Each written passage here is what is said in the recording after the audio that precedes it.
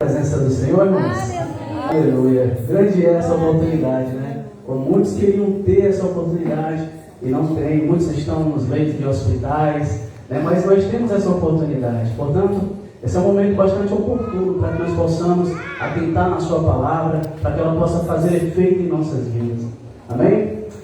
E, meus queridos, aqui me sinto muito honrado, me sinto muito contente de estar juntamente com os meus queridos irmãos para juntos adorarmos o nosso único Deus vivo, o Criador de todas as coisas, um Deus que tem estado conosco, que tem nos sustentado, tem nos mantido de pé em meio às lutas, em meio às provações, em meio às provações. E Deus, ele se faz presente em nossas vidas em todo momento. Deus, ele não nos abandona, porque ele é fiel até o fim.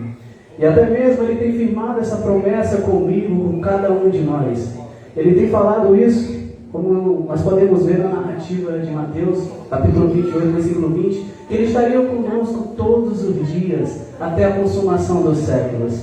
E é esse o motivo do nosso real, motivo da nossa felicidade, de acender a nossa esperança, de explodir os nossos corações em louvor, e de nos dar uma expectativa de uma eternidade com o nosso Deus, uma felicidade plena para todo o sempre. E como eu tenho dito, esse é um momento pertinente para que eu e você venhamos deixar os nossos corações sensíveis para ouvir a sua voz. E quero aqui agradecer por essa maravilhosa oportunidade ao nosso nobre pastor Nael, grande homem de Deus que tem acrescentado muito no reino. Louvo a Deus pela sua vida, pela vida da sua família, pela vida de cada um que estão aqui, pela minha família, meu presente de Deus. E eu louvo a Deus por poder fazer parte dessa responsabilidade que eu estou carregando de estar com os irmãos. E é uma grande responsabilidade, eu sempre tenho o costume de dizer, que é uma grande responsabilidade você ministrar a palavra do Senhor.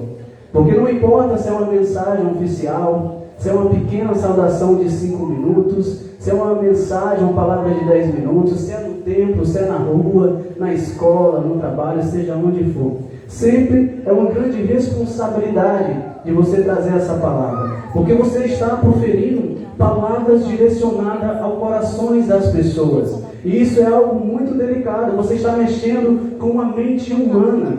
E isso requer uma atenção, um carinho especial. Porque a palavra do Senhor, ela é uma responsabilidade de se carregar. E eu sempre tenho o costume de dizer que o meu temor é esse, de não trazer uma palavra que possa ferir os meus queridos e amados irmãos. Mas também jamais quero ir contra aquilo que o Senhor deseja falar aos nossos corações nessa noite. Então, meus amados, quero também agradecer por fazer parte dessa família abençoada, mais uma parte do corpo de Cristo, que tem se dedicado aos serviços, aos interesses de Cristo. Uma igreja que está sendo um bênção na minha vida. Agora estou fazendo parte, faço parte da sede, Deus é a nossa força.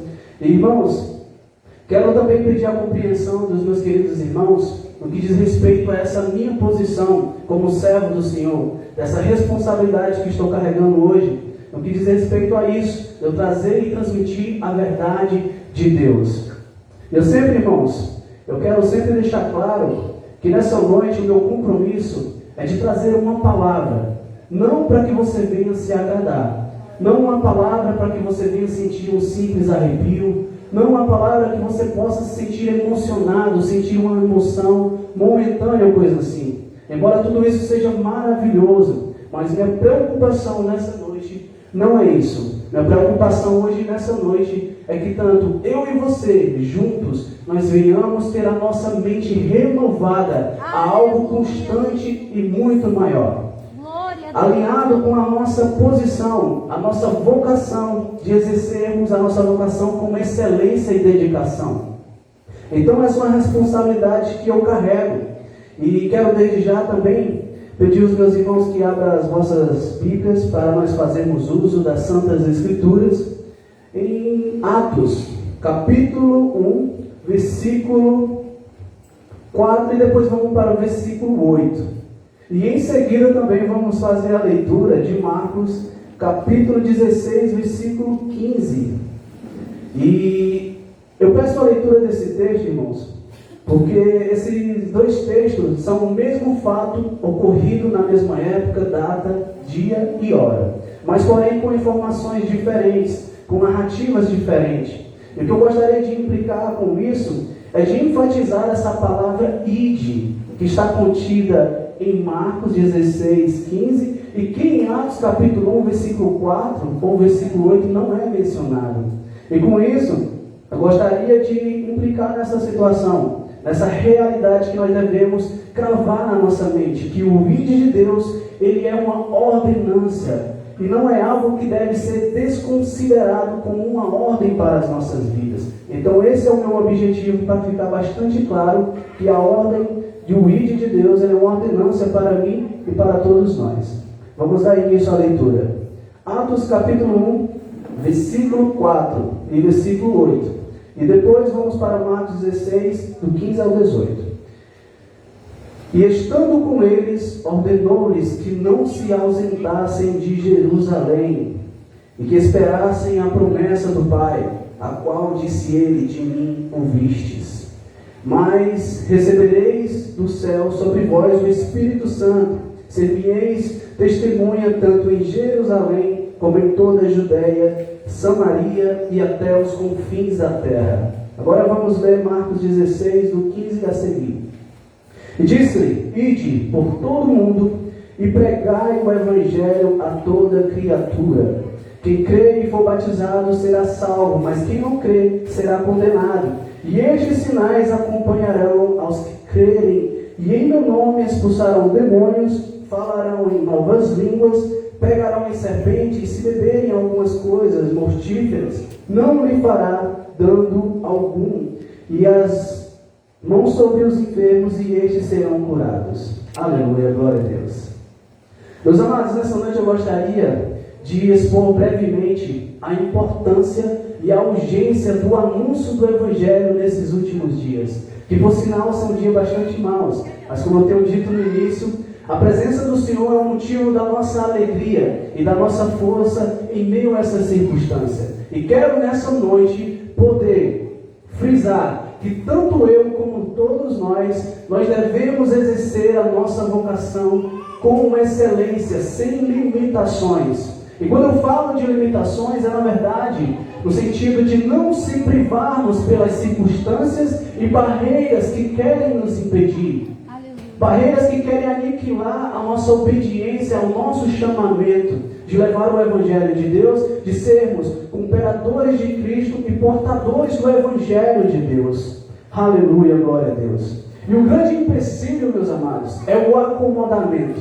O acomodamento é a grande realidade, o grande fator que quer impedir que nós possamos desenvolver a nossa vocação. E através dessa realidade que gostaria hoje de percorrer e trabalhar em toda a mensagem, a fim de que eu e você, juntos nós venhamos ter os olhos do nosso entendimento abertos, a fim de que nós possamos compreender a nossa real esperança da nossa vocação entre os santos. Mas antes de nós emergirmos mais a fundo sobre esse assunto, a princípio eu gostaria que tanto eu como você nós venhamos ter em mente que o ide de Deus, ele é uma ordenância para todos aqueles que se dizem ser seguidor de Cristo. E não é uma mera e simples sugestão que você obedece quando você quiser, e não é somente quando nós temos tempo na nossa agenda.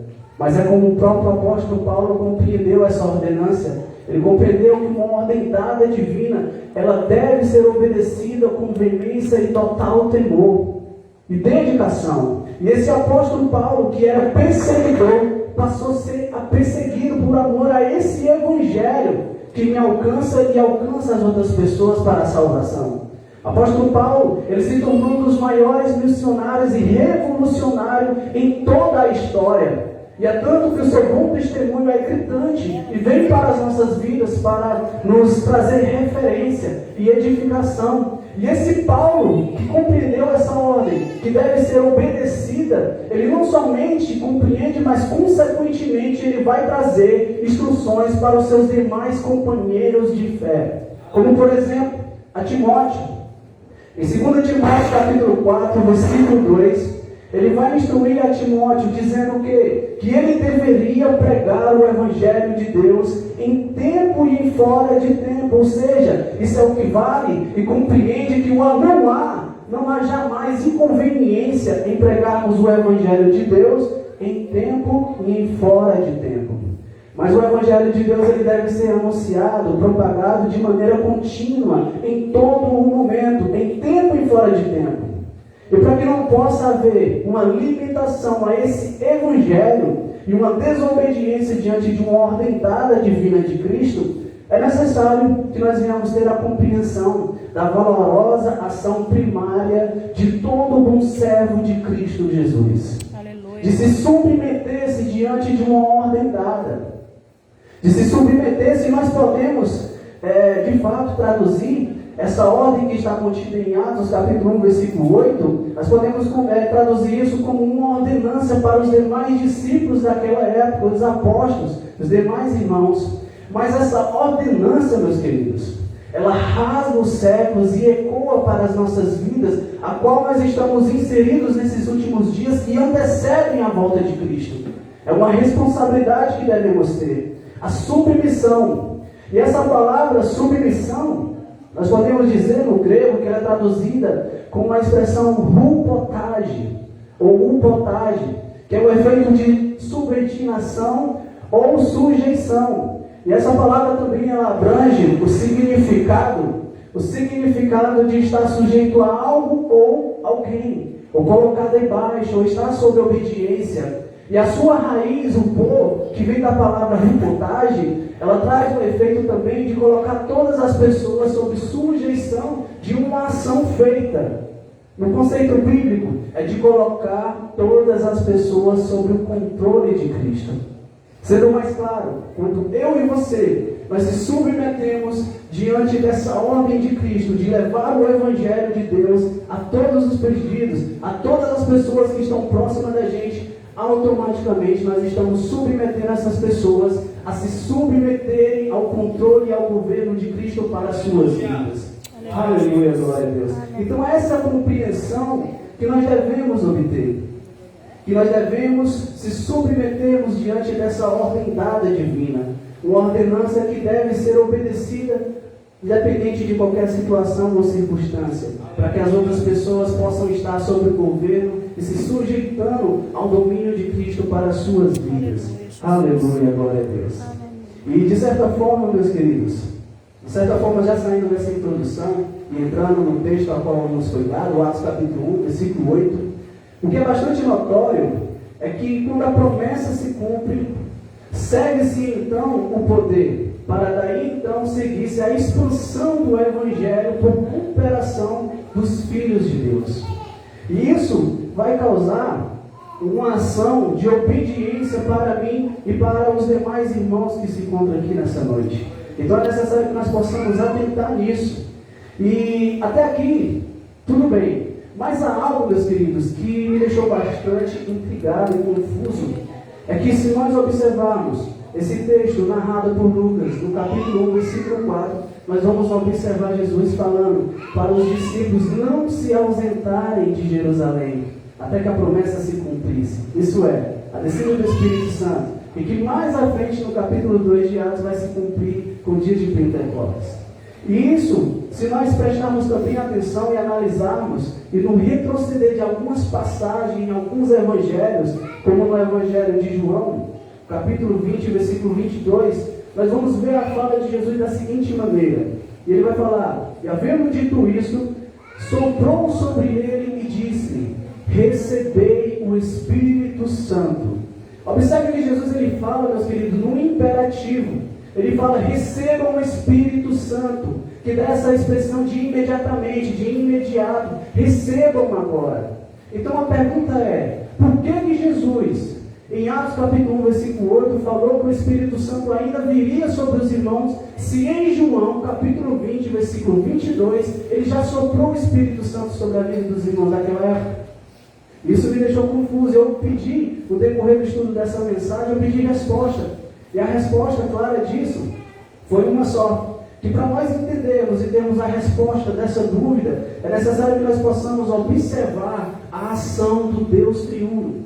E nós podemos dividir isso em 3 partes. Que Deus, Ele é a ação da redenção, que Jesus Cristo é a ação da justificação, e o Espírito Santo, por sua vez, é a ação da santificação. Então, só o que nos resta como resposta é que a expressão dada em João capítulo 20, versículo 22, é a ação da regeneração, da santificação. E que em Atos capítulo 1, versículo 8, é a expressão no grego de poder em movimento, poder em ação. Aleluia, glória a Deus. Então isso, resumindo, é a testificação de testemunharmos o Evangelho de Deus. E com isso, o que é que nós podemos entender nessa noite, irmãos? Nós podemos entender que para testemunharmos e levar o ID de Deus, é necessário que todos nós venhamos experimentar a ação da regeneração, da santificação. Eu e você não podemos jamais ultrapassarmos os valores de Deus. De quê? De sermos cheios de poder, sem que antes venhamos ser santificados. Porque os valores de Deus, eles não são invertidos. Os valores de Deus, eles não se invertem. E não podem ser reduzidos e adaptados ao meu e ao seu querer. Não podem ser adaptados para torná-lo eles mais agradável e menos desagradável. Mas é necessário, primeiramente, que nós venhamos, para sermos cheios de poder, é necessário que nós venhamos ser santificados, para daí então sermos cheios de poder e anunciarmos o Evangelho de Cristo.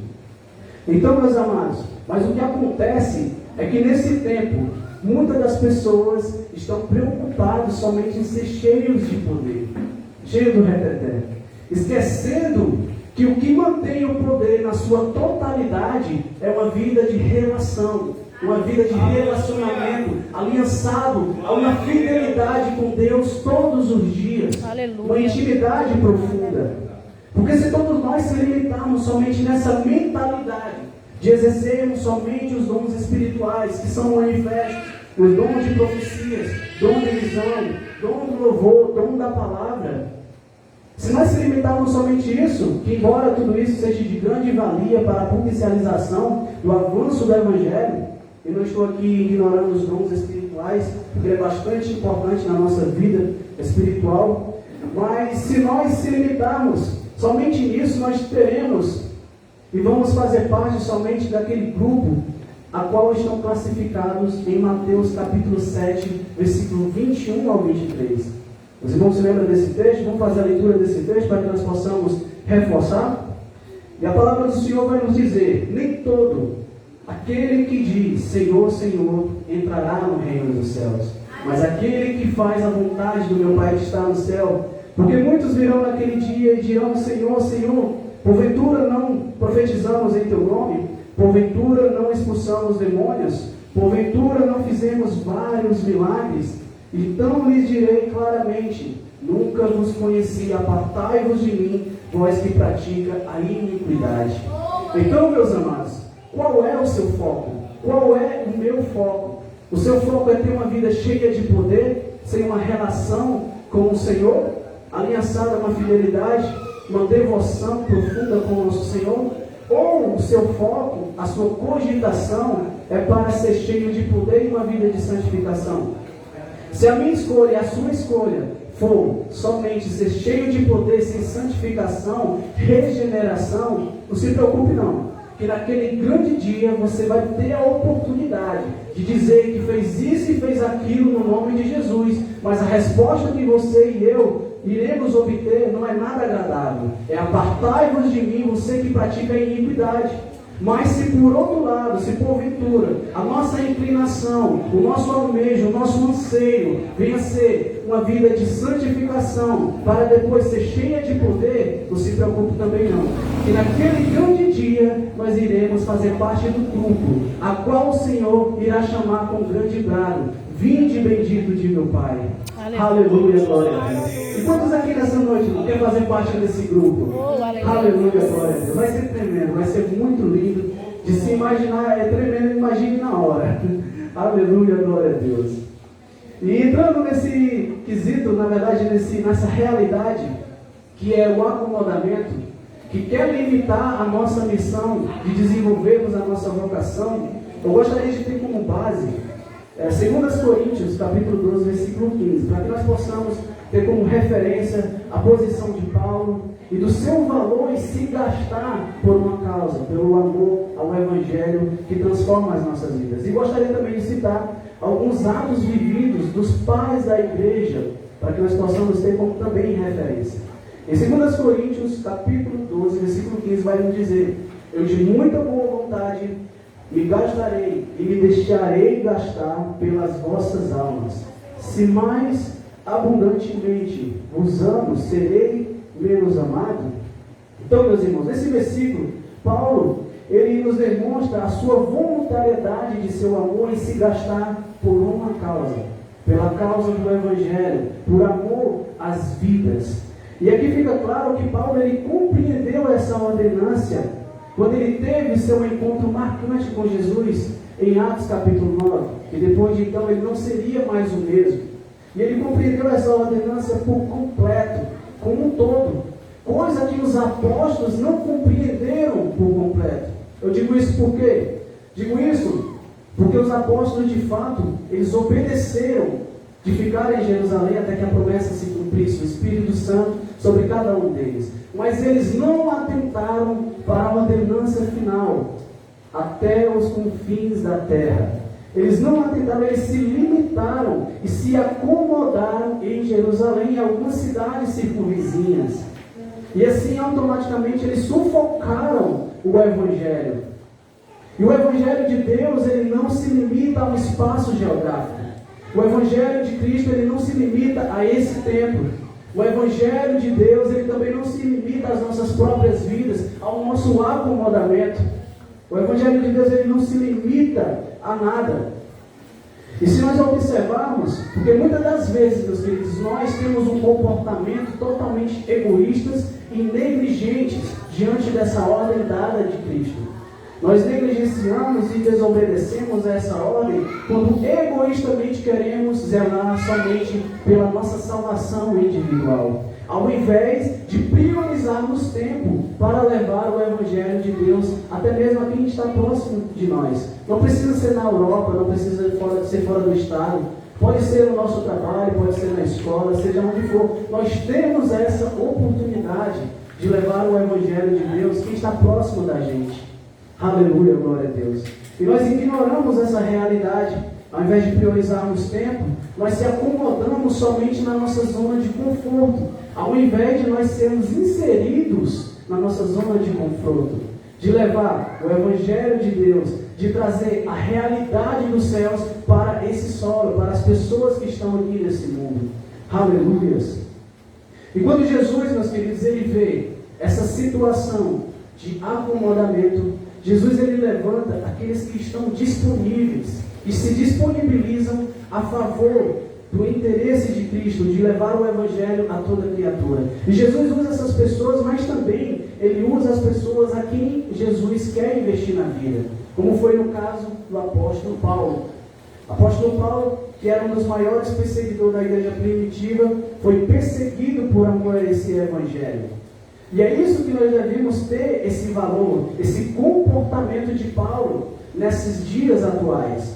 Porque muitos ignoram essa realidade, essa necessidade que há de levar o Evangelho de Cristo a toda criatura. E essa responsabilidade, meus amados, ela cabe não somente a mim, não só cabe ao pastor Nael, aos obreiros, diáconos, mas ela cabe a mim e a você, a todos nós. Nós temos essa responsabilidade, nós temos que arcar com essa responsabilidade de levar o Evangelho e não ficar somente para nós. Nós não devemos ser egoístas a esse ponto, porque a salvação é um dom gratuito. Nós não merecemos. A graça é isso, é um favor imerecido. Não é que não me custa algo, mas eu tenho que fazer algo para o reino, eu tenho que ser inserido no Evangelho do reino, a qual me reposiciona a uma vida de boas obras, de devoção e obediência à palavra de Deus. É isso que nós devemos ter em mente. E, na verdade, todos nós sabemos, acredito que alguns não compreendam isso, mas a maioria, nós temos a compreensão do que significa Evangelho. E nós temos essa compreensão e sabemos que o Evangelho significa boa nova, ou boa notícia. Mas a pergunta é, uma boa notícia a respeito de quê? Uma boa notícia a respeito de Cristo. Ele é a obra salvífica de Deus para a salvação de todo aquele que crê. E na grande maioria, muitos se esquecem de trazer essa realidade como um todo, de maneira mais clara ao mundo. E nós devemos sempre ter isso em mente. Temos uma postura de filhos que obedecem com temor e dedicação para que o reino possa avançar sobre essa terra. Aleluia, glória a Deus. E não podemos se esquecer de anunciar essa notícia como um todo, que a dívida foi paga por meio de Cristo, que se fez carne, que Ele morreu, mas ao terceiro dia ressuscitou, mas também Ele foi para a destra do Pai, e um dia Ele retornará, Ele voltará. Esse é o Evangelho, que Ele veio, se fez carne, morreu, ao terceiro dia ressuscitou, foi para a glória, foi para a destra do Pai, mas um dia Ele retornará, Ele voltará para buscar um povo santo e remido, com o seu próprio sangue que foi vertido lá na cruz. Então esse é o Evangelho como um todo. E como nós podemos ver, a origem desse termo Evangelho, que no grego é Evangelion, como nós podemos ver isso, no contexto histórico fala desse termo que foi usado e popularizado após a vitória de Otávio sobre seu arquirrival Marco Antônio. E ambos lutaram fora de Roma para obter o domínio de Roma. E o grande cenário desse grande conflito, desse poder de Roma, foi às margens do mar da Grécia. Mas, quando Otávio ele venceu, passou então ter um homem para destacar essa vitória. Necessitou de haver um homem como mensageiro, que daí vem o termo de apóstolo, de enviar uma boa notícia. A boa notícia de quê? Que Otávio venceu sobre seu arquirrival, Marco Antônio. E esse mensageiro ele tinha esse papel. E de acordo com alguns historiadores, Otávio ele demorou ainda 2 anos para depois retornar a Roma, porque ele estava estabelecendo o seu domínio e governo sobre a região aonde ele estava. E durante esse período, algo muito interessante também aconteceu. Os habitantes de Roma passaram a viver sobre uma expectativa de quê? Uma expectativa de que Otávio venceu, e que ele também triunfou, e que Otávio também retornará. E tudo isso mudou completamente o ambiente de toda a Roma e dos habitantes de Roma. E com isso nós podemos compreender o quê? Que o Evangelho é algo que já aconteceu. Cristo triunfou, e algo acontecerá. Cristo retornará, Cristo voltará. E isso muda completamente o ambiente a qual nós estamos inseridos nesse mundo. Impacta todo o nosso ambiente, mas também é necessário que esse Evangelho venha impactar as nossas vidas primeiramente. Mas como? Sendo regenerados, sendo santificados, e não somente sermos cheios de poder e exercer os dons espirituais. E sabe de uma coisa? O Evangelho de Deus ele é um poder absoluto, um poder absoluto para a transformação nossa e de outras pessoas, como Paulo mesmo, ele vai nos falar em Romanos capítulo 1, versículo 16, que ele não se envergonha do Evangelho de Cristo, porque é o poder de Deus para a salvação de todo aquele que crê. Preste muita atenção, Paulo não está falando que o Evangelho contém o poder de Deus, mas é o poder de Deus genuíno para a salvação de todo aquele que crê. Então, mas nós julgamos poder como algo que é somente sinais, prodígios e maravilhas. Mas Paulo mesmo ele fala que poder mesmo é o Evangelho de Deus, que tem um poder absoluto para transformar as nossas vidas. Mas uma pessoa que é alcançada por um milagre, ela se depara com essa realidade da cura. Mas logo após, em algum momento, ela irá se deparar com a realidade da morte. Ela é curada hoje, mas amanhã ela morrerá.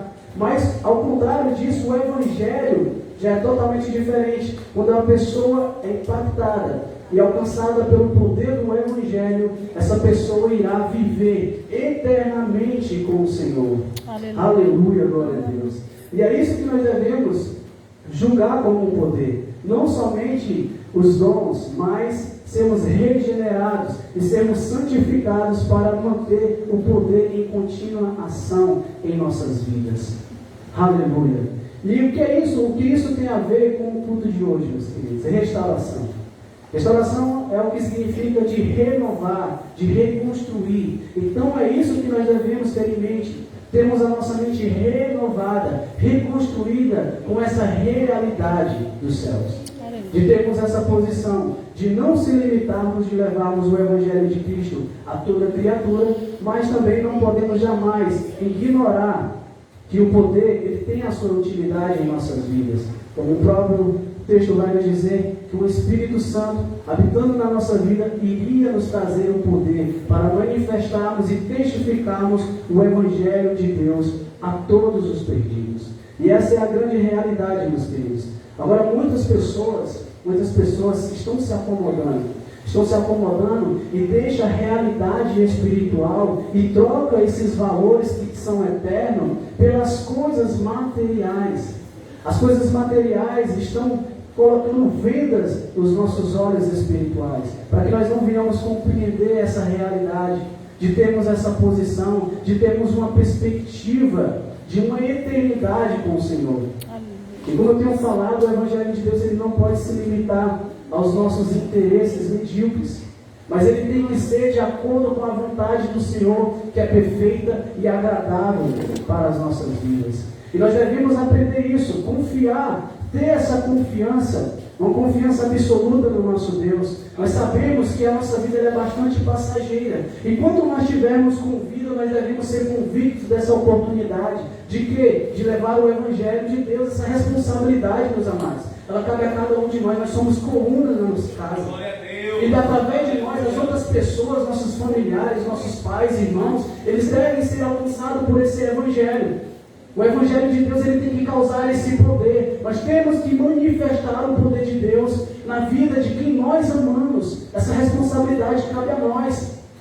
E não devemos desprezar uma perspectiva de uma eternidade com Deus. A nossa riqueza é aquilo que é espiritual, que dura para sempre.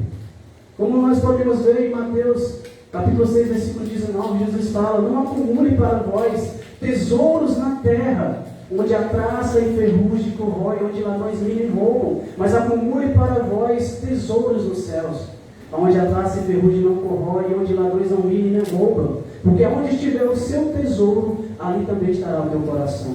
O nosso coração, meus queridos, está voltado aonde? Está voltado nessas coisas materiais, corruptíveis e perecíveis a esse mundo? Ou nas coisas celestiais? A nossa cogitação está nas coisas espirituais de fato?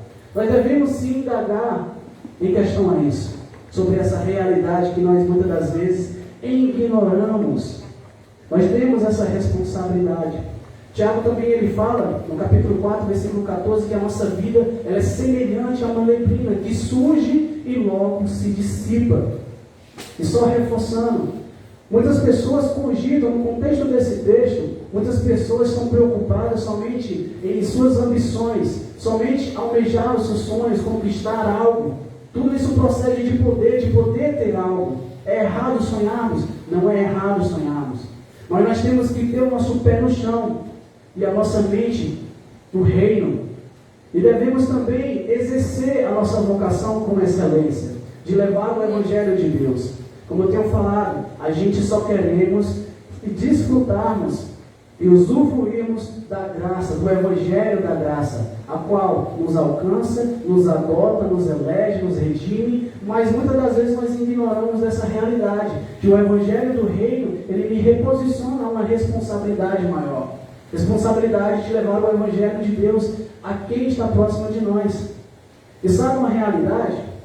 A gente se importamos mais com os de fora, ao invés de se priorizarmos e se importarmos também com os de casa, os nossos familiares.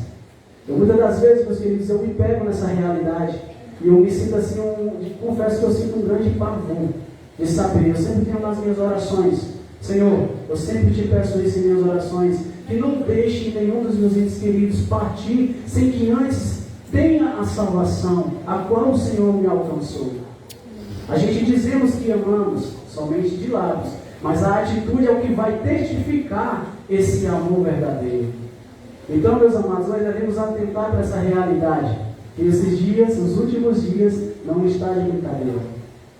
O que antecede, os sinais que antecedem a volta de Cristo já estão manifestos, mas o pecado também está se multiplicando, e devido a isso, as pessoas que são escolhidas e eleitas para levar esse evangelho estão se distraindo com essa realidade. Como nós podemos observar Sansão. O que foi que aconteceu com Sansão? Sansão, ele tinha essa posição de juiz em Israel, mas veio Dalila. E Dalila não era o inimigo, Dalila era a distração. E ele era um homem forte, mas chegou um momento que ele estava inclinado sobre o colo de Dalila, e daí viu essa realidade sobre ele. Ele falou: como dantes eu irei matar a cada um. Mas só que ele não sabia que a força dele já tinha sido.